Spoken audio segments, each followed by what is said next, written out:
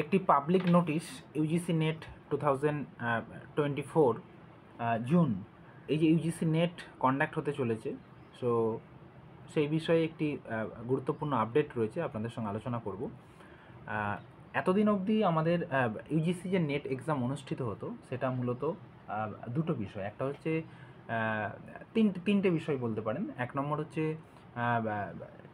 JRF junior research fellowship, আর দ্বিতীয় হচ্ছে যারা জেআরএফ পাবে না তাদের জন্য হচ্ছে অ্যাসিস্ট্যান্ট প্রফেসর বা লেকচারারশিপ আমরা যেটাকে বলি।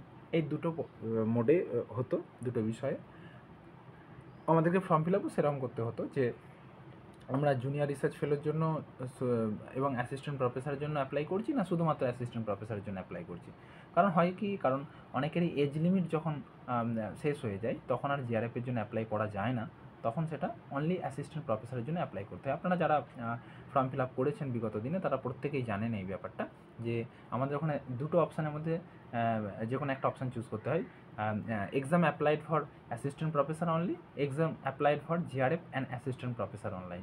সো আমার যতটুকু মনে হচ্ছে এবারে নিশ্চয়ই নেটের যে ফর্ম ফিল আপ সেখানে আরও একটি অপশান জুড়ে গেল, যেটি হচ্ছে পিএইচডিতে অ্যাডমিশনের জন্য। সো সেই বিষয়টাও কিন্তু আমার মনে হয় থাকলেও থাকতে পারে, যদিও নেট কোয়ালিফাই করা মানেই হচ্ছে সেটা পিএইচডিতে অ্যাডমিশনের জন্য। আমি কেন বললাম এই বিষয়টা, দেখুন আপনাদেরকে আমি জাস্ট একটু স্ক্রল করে দেখাচ্ছি। বিষয়টা কিন্তু এখানে খুব সুন্দরভাবে উল্লেখ করে দিয়েছে যে the NTA has been entrusted by the University Grant Commission UGC with task of conduct UGC NET, which is a test to determine the eligibility of Indian national for award of junior research fellowship and appointment as assistant professor। এখানটা খুব important, আরেকবার শুনবেন। এবার যে লাইনটা আসছে, appointment as assistant professor and admission two PhD and admission two PhD only, খুব গুরুত্বপূর্ণ কথা, admission two PhD only in Indian university and colleges. So এইবারে কিন্তু আরও ক্যাটাগরি জুড়ে গেল, যেটা হচ্ছে অ্যাডমিশন টু পিএইচডি অনলি। অবশ্যই আমাদের সেটা দেখার বিষয় রয়েছে। যেমন আমরা তিনটে কাট অফ মার্কসের কথা বলি, একটা হচ্ছে জিআরএফ, নিয়ার টু জিআরএফ অর্থাৎ যাদের জিআরএফ হলো না তাদেরকে, যাদের মানে রিজার্ভেশন রয়েছে এসসি এসটি ওবিসি, তাদের জন্য একটা ন্যাশনাল ফেলোশিপ রয়েছে।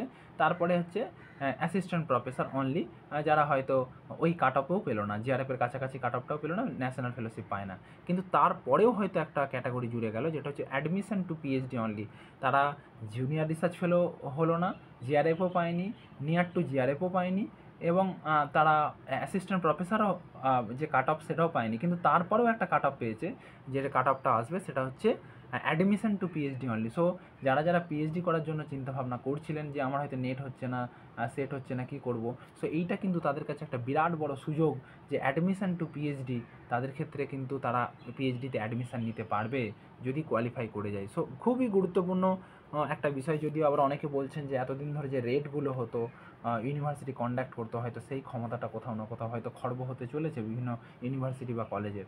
তো অবশ্যই সেই বিষয়টাও হয়তো একটা গুরুত্বপূর্ণ বিষয় হয়ে উঠে দাঁড়াতে পারে। তো দেখা যাক এটা আগামী দিনে ইউজিসি কী চিন্তাভাবনা করে, বা কলেজ বা ইউনিভার্সিটিগুলোর জন্য কী সার্কুলার পাঠায় পিএইচডি অ্যাডমিশনের ক্ষেত্রে, যে শুধুমাত্র এই ন্যাশনাল লেভেলের যে এক্সামগুলো হবে সেখানেই যদি কোয়ালিফাই করে তবেই পিএইচডিতে অ্যাডমিশন হতে পারবে, না হলে হতে পারবে না। সো সেই বিষয়গুলো দেখার রয়েছে পরবর্তীকালে। সো যাই হোক, যারা যারা ইউজিসি নেট 2024 দিচ্ছেন, তবে আমার মনে হয় যে যতগুলো ক্যাটাগরি হচ্ছে সেক্ষেত্রে হয়তো ছাত্রছাত্রী যারা পরীক্ষা দেবে তাদের হয়তো হতাশার জায়গাটা অনেকটা কমবে, যে হ্যাঁ জিআরএফ পায়নি, ফেলোশিপ পায়নি, রিজার্ভেশনের জন্য ফেলোশিপ পায়নি, অ্যাসিস্ট্যান্ট প্রফেসরের জন্য যে পরীক্ষা দিয়েছিলাম সেটাও হয়নি, কিন্তু পিএইচডিতেও তো অ্যাডমিশন নিতে পারবো। সো আমার মনে হয় এই বিষয়টা খুবই গুরুত্বপূর্ণ আপডেট আপনাদের জন্য। অবশ্যই প্রত্যেকে যদি কোনো কোয়ারিজ থাকে তাহলে অবশ্যই কিন্তু আপনারা কমেন্ট করে জানাবেন। ধন্যবাদ।